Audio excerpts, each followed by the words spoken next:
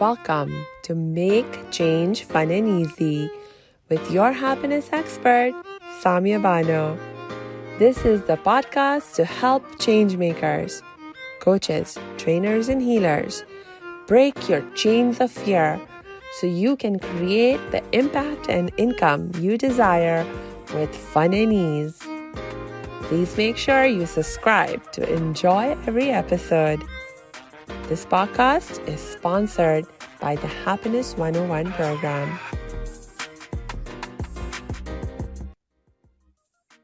Hello, salam, shalom, namaste, Sical, aloha, hola, ciao, bonjour, buna, privyet, mabuhay, and dzień dobry. I'm very, very happy and excited to be here today, and I'm sure you will be so happy you're joining us because we have a very special guest with us, and it's Khemara Sical. And she is an empowerment coach and facilitator. So before I say anything more, I want to welcome you. Welcome, Khemara. Hi, thank you, Samia. It's such a pleasure to be here. Yes, so happy to have you with us. And please tell us more about who you are and what you do. Yes, thank you so much. My name is Khemara Sical, as you mentioned. I'm an empowerment coach and facilitator. I'm also a travel designer. Basically, I'm a Boston-based mom that fits in travel any chance I get, any chance that I can revolve it around my children and my business. I help women also reclaim their worth and see opportunities of empowerment in their everyday life. I started this work off years and years ago, actually, before I left corporate, because of a need to be happier, to become more fulfilled. And I'm seeing how this has evolved in my life. So, again, my role has changed in so many ways, in so many different aspects, but I'm really excited to be here to talk more about it.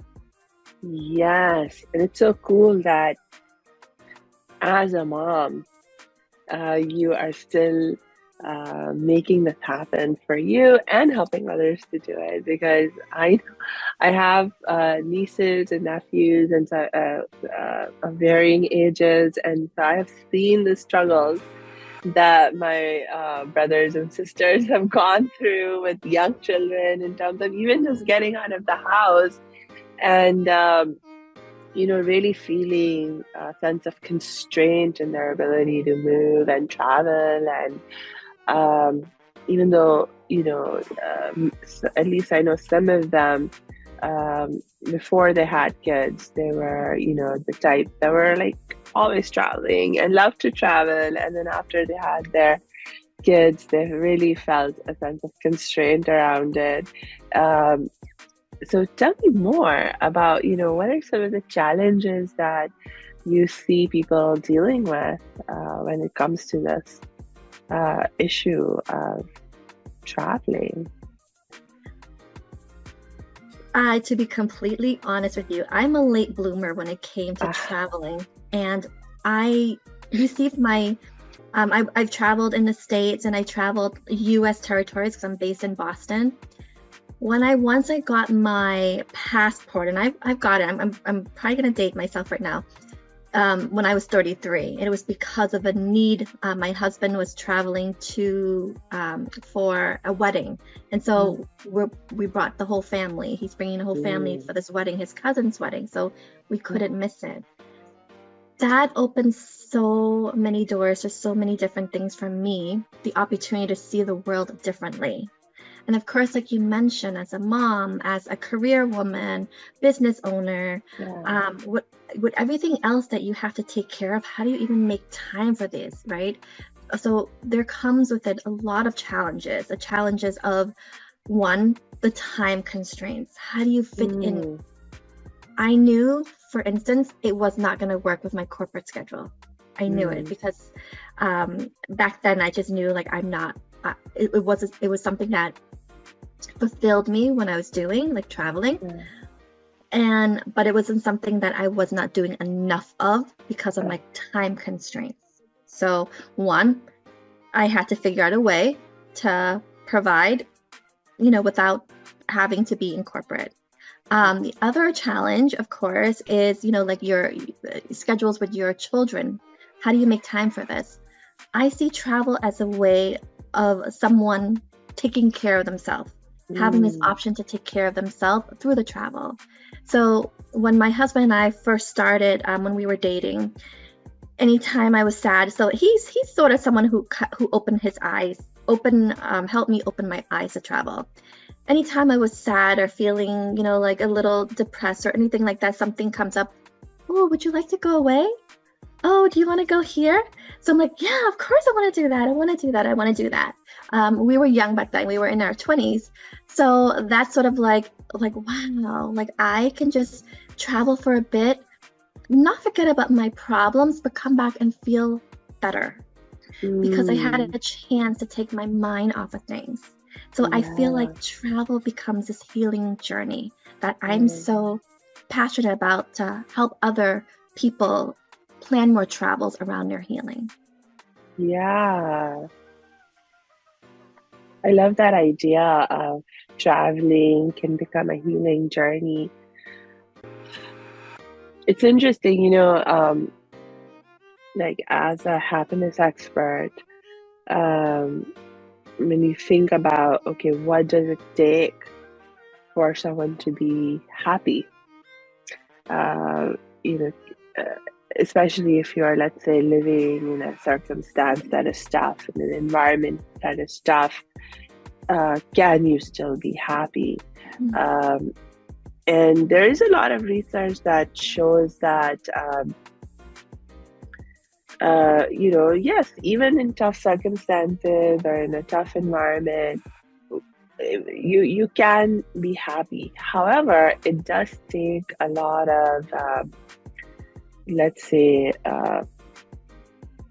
building up your happiness muscle in terms of learning how to be happy, how to choose to be happy. You have to really gain higher and higher levels of mastery in your own practice before to be able to deal with the impact of the challenging situations and the environment in a way that you can still choose to be happy and so forth.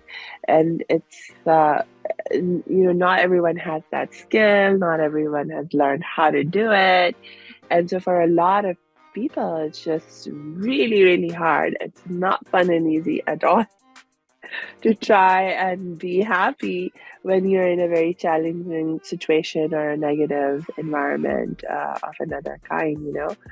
And so from that perspective, especially for people who are really struggling where they're at, oftentimes traveling can become a great way to sort of help create some kind of a break in the cycle, as it were, and begin that journey of healing in a much more fun and easy way.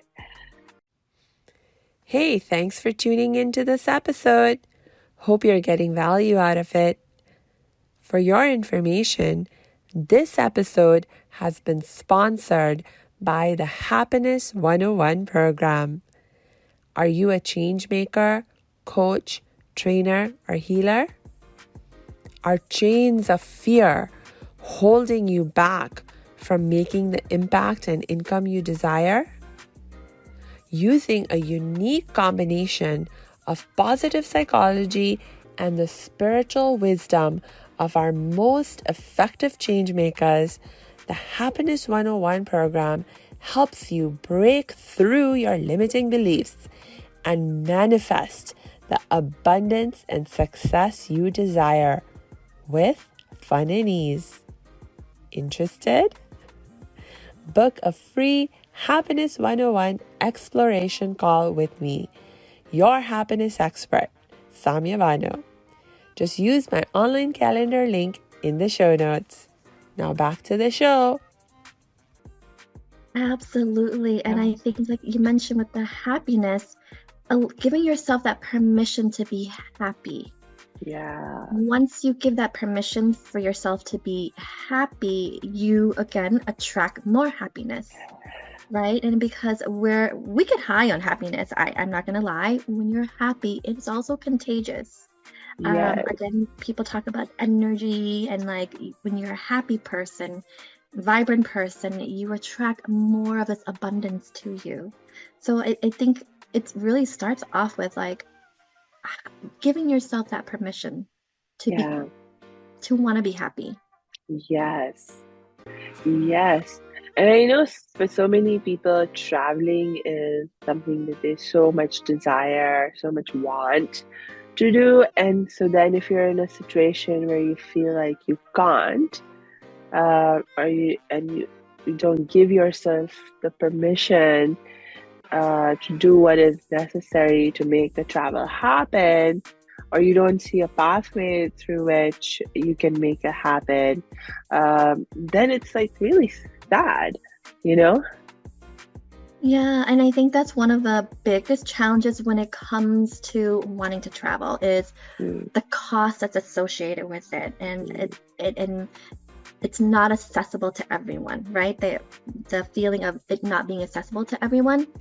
When I was younger, I didn't feel like travel was accessible to me, but somehow I mm, was able to manifest it. And you wouldn't even believe what I've been able to manifest at like almost next to nothing. Travel almost next to nothing. So, for instance, there was one time I took my daughter, who was young at that time, and my husband. We saved up for a trip to Disney, and Disney's never cheap. When we checked out of our hotel was completely paid for.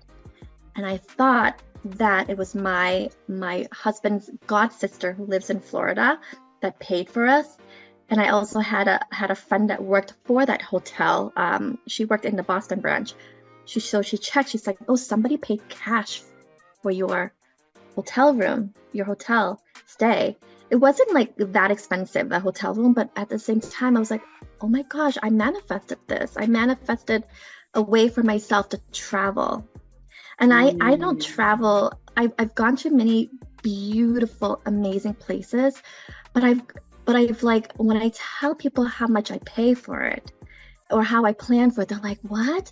That's all you paid for it?" Like, yeah, I did my research. That's all I paid for it. Like, it's really crazy. You can use points. I mean, if you have a credit card, you can use points. You can plan for it. But, allow yourself to envision what your travel looks like and really, really plan for it. If you mm, want it, you can have it. I always believe in if you want something, you'll get it. And that's what I believe in, manifesting it, putting it to action. Maybe it's maybe it's less Starbucks visits to the coffee shop or something like that, right? Like where can you save money so that you can save towards traveling? And no one says that when I've never heard anyone coming back from a place where they travel to and saying that they regret planning for this travel. I haven't had that yet. So allowing yourself to envision where it is that you would like to go and what your mm, intentions are for going there. I think that's going to be really important. It's always the intention that drives the results. That's such a great point. That's such a great point. It's like I hear you say two really important things in that share that I would love to lift up again. One is the idea of like do what you can to start. For example, if you think that money is a constraint, like you don't have enough, well, what can you do to save more? Start with that. And the other thing in the example that you gave about manifesting the trip to Disney in terms of the hotel being paid, you don't always know when it comes to things manifesting in your life how the help will come, where it'll come from. You didn't know that someone was going to pay for your hotel, Right. right? And so it's like on the one hand, you have this energy, the intention that you have set, and you were, um, manifesting at a level, and at the same time, uh, without any without being like, oh, someone must pay. Like you weren't like, oh, someone has to pay for my Right. hotel in order for me to do this. So you just did what you could, and the universe did its magic and did what it could to help you out in a different Absolutely. way. That's so It cool. Yeah, it is really cool actually. I always say this to people. People fear the cost sometimes. For instance, people fear the cost associated with travel. What is the opposite of fear? I always ask people, what is the opposite of fear? It's faith. Having faith that this will all work out. And that actually goes for everything that you want in life as well, to be happy. Having that faith that it will work out. And my faith has been pretty strong when it comes to that, because I'm like, when I was, like I told you, I was a late bloomer when it comes to traveling. When I realized that this is what I want more of, I started to manifest more of it into my life. And so I've been to many more countries than my husband has. And he's like, you've been everywhere. I'm like, no, I haven't been everywhere. So, but putting that intention behind what you want and then creating it and putting it into your daily life. Like, I'll meditate on it. I'll envision where I want to travel next, where, what's calling me, or, like those type of things. Yeah. Putting intention, I think, is really important. Yes. And like really intention, both in terms of I want to travel, but like where do you want to travel? Why do you want to travel? I mean, especially if you're thinking about traveling as a healing journey, I can see how that would be really, really important. Tell me more about this aspect of, like when you set an intention to travel somewhere and you think about why you want to travel. Like what, I mean, are you just making stuff up, or is there like some kind of other reflective process that you go through to kind of figure out what it is that you really need or want? So this is a very relevant question for my current situation right now. My husband's and I's anniversary is in June, so it's June 4th. And it's hard to travel when the kids are still in school, and which is many things going on with his schedule, my schedule. June, my daughter's graduating, her prom, like there's so much back to back to back. 2 years ago, there was a resort that I looked at that just opened up. It's in Punta Cana. And 2 years ago, when I looked at this resort, it was like the price was really high. But I'm like, I really want to go. It's a brand new resort in Punta Cana. And I want to go there because like husband and wife should make time for each other, right? I want us to go this on an anniversary trip. This is a very romantic hotel. And when I booked the trip for our 20th year anniversary in June, I actually booked 3 places before it worked out to this other place in Punta Cana called Sanctuary, Cap Cana. And I didn't know back then. I was actually really sad. Like we were informed that the graduation date for my son, who's in kindergarten, a moving up ceremony was on the 18th of June when we were about to travel. I'm like, I have to cancel that trip. We rescheduled that trip twice before that. Something freed up the last week of June. And I'm like, oh my gosh, this is the perfect time to travel. And just we also had like this complimentary like voucher for one of the airlines that came in. Perfect time, booked it. So cheap. Like it was like, I couldn't believe like having that time to travel because something freed up or something made time in my life that I had to be there for. Like I couldn't miss my son's graduation. And it worked out. And I was able to manifest from 2 years ago this resort that I wanted to spend time with my husband at. And it was just a gorgeous, gorgeous luxury resort that I found places where I was able to pay for it, So it was just awesome. It was just awesome how it worked that way, Yeah, that is so cool. So what do you do when you travel? Like, how do you make sure like when you travel to somewhere, and in terms of like really making it a healing journey, what do you do in the context of the traveling that makes it so much more healing? When I step off of the plane onto that destination, I instantly, for myself, my worried, busy mind is no longer worried and busy, because you're like, wow, the weather, the views, the food, everything. It becomes so much. There's so much mindfulness in that journey. When you're there, you're having a cup of coffee overlooking the mountains, or you're having a cup of coffee and kids are playing in the front. That's all I need, where things quiet down.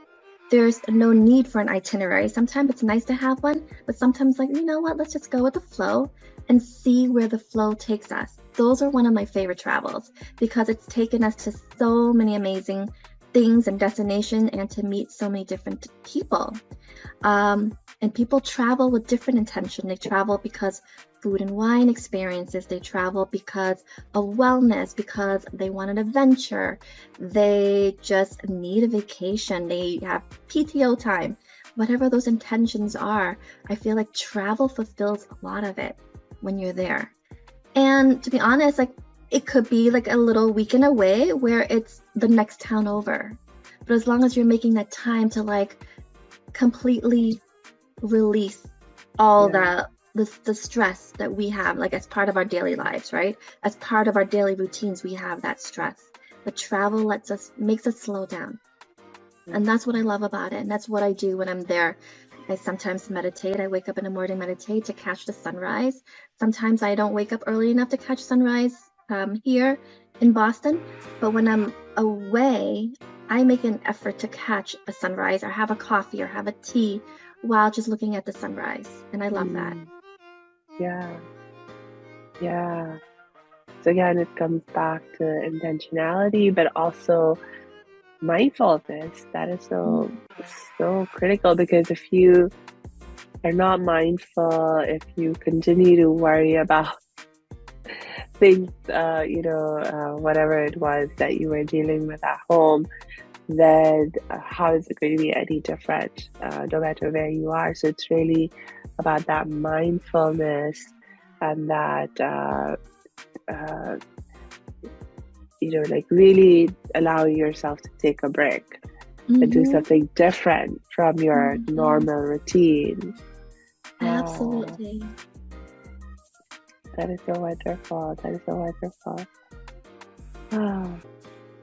So do you travel with people in terms of the work that you do?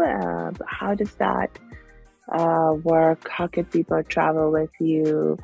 Or what kind of, and if you do travel in the context of the work that you do, what do you do in that context? Just tell me more. I'm starting to actually create more retreats for people, and these are solo retreats for people. I don't have to travel with them, but I am, there's sessions where we can do a couple of sessions before the travel to make sure you're ready for the travel. And when you're there, there's going to be some journaling prompts that you could be doing on your own. And then we'll meet like a session after. So it's all created for you. So I am the travel designer, the travel concierge, and I'm also your coach. So when I'm doing this is, like there could be, for some reason, someone wants to be more of like, they want to be more in their leadership role. So what do we do to create that? And everything is customized. I look at the months that you're able to travel. I look at your budget. I look at everything. I work with an aggregator, so I'm able to pull in so many different places that I will give you the best rate. That if you were to book yourself, it will be a little bit more expensive, because I look at some of the dates that you're able to travel, and I said, if you're flexible, we can do it this time frame. If you're not, we can stick with this, but here's some other options. I always give you the option. And then there's like, some sessions are included with like the coaching packages and things like that. So everyone has a different intention when it comes to traveling. And one of my favorite things to do is to create that solar retreat where, again, that word retreat, it's from resting. It's an option for you to take care of yourself. And a lot of women, we don't prioritize our self-care. And I want to encourage and inspire more women to do so, because when they do so, they're able to perform better at work. They're able to have a clarity in what they want to do in their life. They're able to navigate life's challenging transitions. They're able to be there for their family and be there for themselves. And so it always starts with that self-care. And travel is just one way to take care of yourself. Yeah, I love that. This is such a cool idea. I mean, I never actually heard anyone else do what you just described doing in terms of coaching people and being like a travel designer. I mean, I've of course heard of people taking retreats in group context where, someone organizes a retreat, you show up there. I've done maybe one or two such things myself. But obviously with that, there's a lot of limitations that get placed in terms of when you can do it and where you're going and how much it's going to cost you, because all of that is determined by someone else. But in this way, you can really customize things for your own needs and have somebody guiding you and supporting you through the whole process. That is so cool. That is so cool. Thank you. You know how some people open 17 web browsers to research one thing? I do it for you. You don't have to open 17 web browsers. I just need to know what you want. And then I create it for you. Yeah, that is so cool. And, I bet, because you're also adding that coaching element, there's this, so much of what ends up preventing our travel, sometimes it's just these mindset blocks that we have where we're like, oh no, here's this obstacle in my way, here's that obstacle in my way. And sometimes you're not feeling empowered enough. You need some extra support and help, especially if you're new to starting out this kind of a journey where you're like, okay, I'm going to prioritize myself. I'm going to take care of myself, make time for myself. I'm going to travel. If you're still new to this, you definitely will need extra help and support to make it happen with more fun and ease. I mean, you could still make it happen on your own, but we are all about how do you make it more fun and easy. And for sure, to make it more fun and easy, it's great to have that kind of help and support where you have Khemara, and you just help them bust through all of those mindset challenges. Yeah, absolutely. And it's also something that I find fun in doing, and some people may not find fun in doing, is the planning process of it. But I love it. And my husband says, how do you work with 21 browsers open? And how do you still stay clear and focused? I'm like, well, because this is what I'm meant to do. And so I enjoy it. I have fun doing it. I'm like, oh my God, this would be perfect for her. This would be perfect for her on this day. Or I see that and I'm able to read that for people. Yes. No, it is a skill, I think. And maybe also a personality thing where I know for me also, I have a researcher inside. And so I can really get into researching something. And I think what helps me, even if I have a lot of data, but what really helps me to stay focused and clear is having clear intentions and clear ideas about what it is that I'm trying to accomplish through the research. If my research goal is clear, and once I have the criteria that I'm clear on the criteria I need to filter through different information, then it's like something just clicks and you're like, there's no confusion. You're just looking through the data and, you find the things that fit your criteria and help you meet that intention or goal that you have, and voila. And it's actually, I find it really fun, and it's one of the times when I'm in flow, like I lose sense of time. I'm like, whoa, where did the time go? Absolutely, whatever. And I love how you said that, like the clear, like being clear, having that clarity. I also believe that whatever makes you happy and that you're passionate about, it keeps you going. It keeps you going. And so it doesn't sound like work. So for me, when you were telling me that, I see how you light up. That doesn't sound like work to you. For me, when I do travel designing, it's not work. Because I'm also like vicariously like, oh my God, this will be so good for my next travel when I'm like looking at someone else's travel and like where they want to go. But when you said clear, having that trip clarity, the clarity about where it is you want to go, I feel like that's so important. And when people come to me, they don't really know. They'll look, they'll ask, like, so I want to do this and this and this, but I want to do it this way, and then I want to do it this month. Where's the best place to go? Like, that's the question. I'm like, oh, okay, let me look that up for you. Let me put a proposal for you. Yeah, that is so cool. That is so cool. Yes, so we're back to intention, and with that intention, having clarity of intention. Yes, and oh my gosh, yeah, that is really cool. So, in terms of helping people plan these trips for themselves, and then sort of going back to the idea of traveling can become a healing journey, you mentioned some of the things that you might suggest to someone, like journaling and doing coaching calls with them before and after. Is there any other guidance that you give people so that they can be more mindful, more present, and like truly leave behind whatever it is that might be in that part of their normal daily life and stresses? So, when they step off that plane, like you said, truly they're in a different mindset, not just physically in a different place.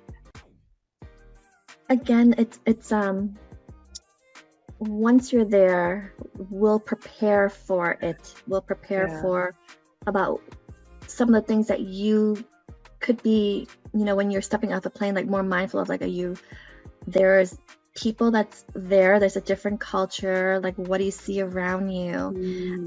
We get into also some meditations that you could be doing on the plane, and then some meditations that you could be doing, some simple ones, some simple breath work, some somatic exercises, journaling, like you said, just some writing and some activities that actually just won't feel like you are having to do homework.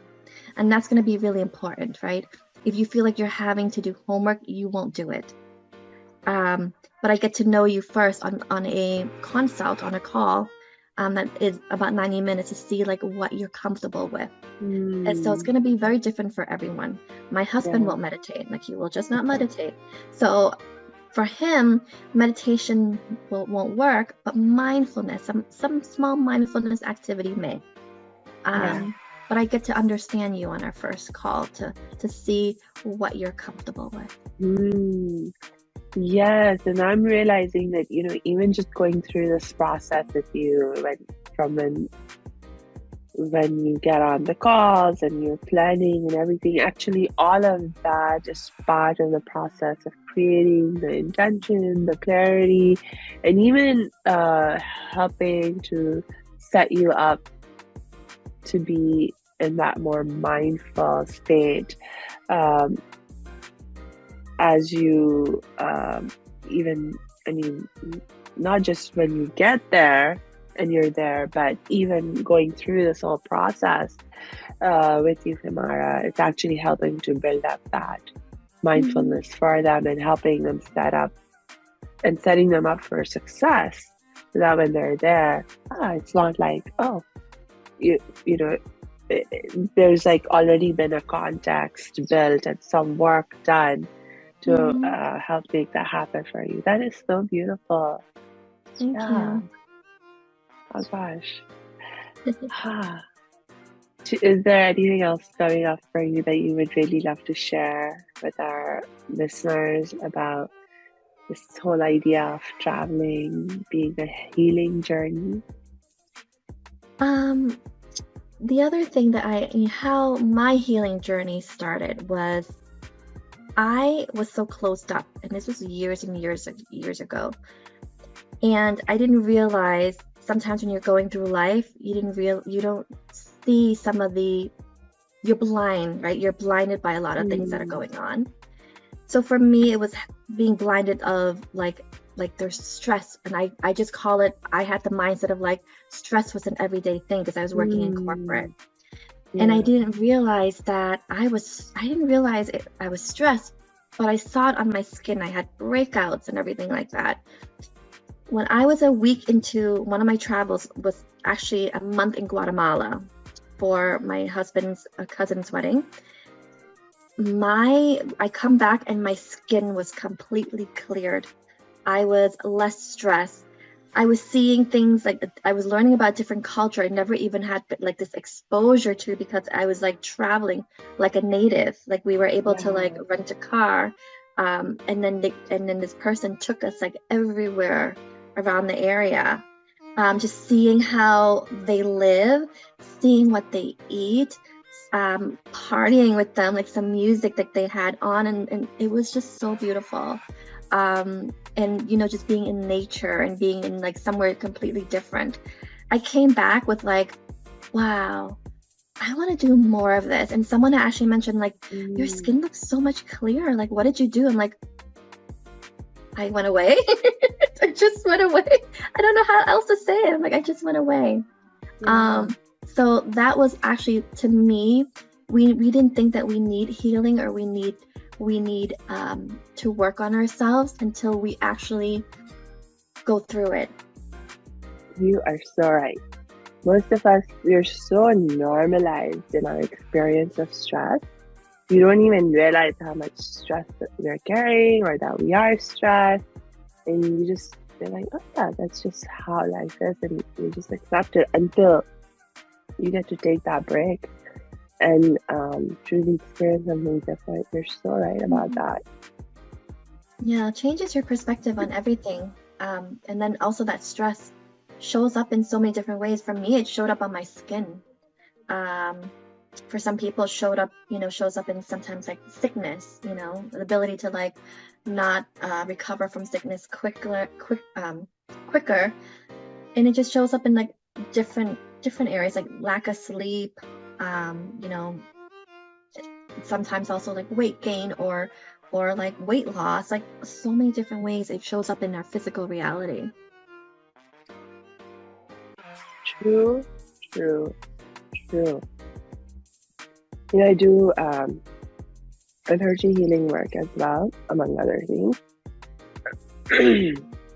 And this is actually a known principle that energy healing work, that when you look at yourself as an energy being, you recognize how everything that you are is so interconnected and so interdependent. So your physical health is so intertwined with your mental health, emotional health, spiritual health, that absolutely, it shows up as disease in your body also when you're mentally stressed, or things like that.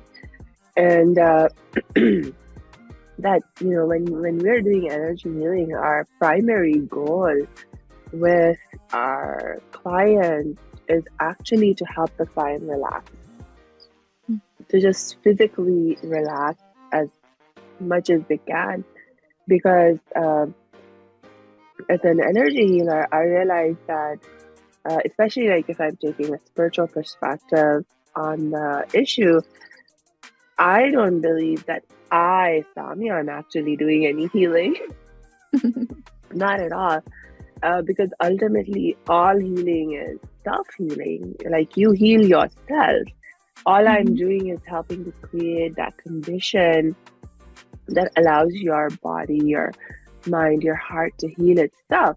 And the most important aspect of that condition that allows the healing to take place is that you be relaxed. Yeah. Yeah. It's that mind, body, spirit connection, right? Yeah. And talking about energy healing or talking about energy, as energetic beings, I feel sometimes we are not really meant to be stagnant. Yeah. We're always in some type of movement. And guess Yes. what? Travel is a type of movement and migration. Yes. And even ancient wisdom, historically, all our ancestors, they have migrated, they immigrated, they move, they travel as part of that. We were never meant to stay stagnant. And even in our spiritual evolution, we're never meant to stay stagnant. So how does that show up in our physical world? And that's one of the reasons why I say traveling becomes a healing journey, because we're evolving. There's, like you said, sometimes we don't know that there's a need to heal until we're there. Yes, that is such an excellent point that you're bringing in terms of travel being a form of movement. You actually just made me think about the value of pilgrimage. How in so many traditions, including the Muslim tradition, and I'm a Muslim, there's this value for pilgrimage. You go somewhere else, and it's like, why? Why do you need to go somewhere else? Because it's like, God is everywhere. God's in everything. Then why do I need to go to this other place to somehow encounter God? But it's really about, I think, a lot of what we've been talking about, where there's you're creating some movement, you're creating some change in the energy patterns, you're breaking the stillness, because you're not meant to be. I mean, there are times when it's important for us to practice stillness in certain contexts and situations, but we're not meant to stay still forever, and especially if it's like turning into stagnation. That is not at all how we're meant to be. Yeah. And thank you for bringing that up. Yeah. No, thank you for bringing up about the stillness, right? There is a need for stillness. Sometimes we are, even though when we're still, we are still moving forward. Yeah. So the concept of being still also helps propel us. But then there's also the concept of moving that helps us being still, right? So it's the yin and the yang. It's interchangeable. You have to tell me more about this. Okay, wait. So stillness that helps us move forward, and and the other. Wait, what's the other? So it's yes. You are moving forward even when you're still. So stillness, like say if I'm practicing mindfulness, yes, I'm moving forward as I'm having clarity about my next action, right? For instance. And then the other part of it is moving, but actually also being still. I'm traveling and I'm going somewhere, but I'm actually, when I'm there, I'm still. I'm able to take in more. So it goes together. Yeah. Oh my gosh, that is so beautiful. I never actually thought about it quite like that, but now that you mention it, it makes so much sense. That is so beautiful. That is so beautiful. Oh my gosh. Okay. This is a question that's just popping into my mind, relating back to something that you mentioned much earlier on, the idea of fear holding us back, and what's the opposite of fear? And you said it's faith. I would love to hear a little bit more of your thoughts on this idea, because for sure, I agree with you. the fear is, certainly in my experience and with so many of the clients that I work with, it's the number one hurdle. Like a lot of times people don't realize it, but whatever it is they think it's holding them back, if you dig deeper, deeper, deeper, underneath that, there is fear. And so I do see fear as one of the primary challenges that we need to learn to deal with effectively if you're going to make change fun and easy. So when you talk about faith being the opposite of fear, tell me more about the faith part. How do you think about faith? What do you have faith in? That allows you to counteract the fear. How do you cultivate that faith? Just whatever you would like to share with us. Faith was something I did not have, right? So you always, I feel as energetic beings, we always start off as someone that we're not meant to be. So we start off, for me, I needed to work on my faith, but I didn't know that I needed to work on my faith until you come to your knee moment where you're praying or where you're like, okay, this is it. And then realizing that it works out.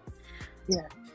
Faith is always the thing that helps you move forward, because if you don't have the faith to do something, to take the risk, to create something in your life, to make your life better, to heal, you have this fear of doing it, the fear of newness, the fear of the unknown.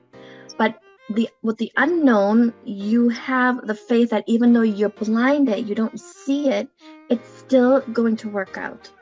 So for me, was one of the the moments for me was taking a leap of faith from my corporate job so that I can do more of this. It's been 4 years and I haven't turned back yet to corporate. So, but back then it was the scariest thing in my whole life, because I felt like financially was one of the most important things, was not ready. But I did it.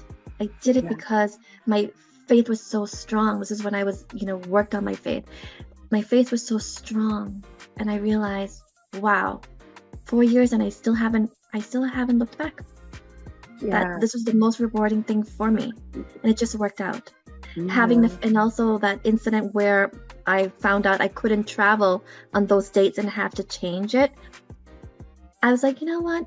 This is working for me. There's a reason why this is happening. Having the faith that it's working for me. And then guess what? I was able to book a better trip. To a place that I wanted to go to from 2 years ago, that I try to manifest, and this happened now.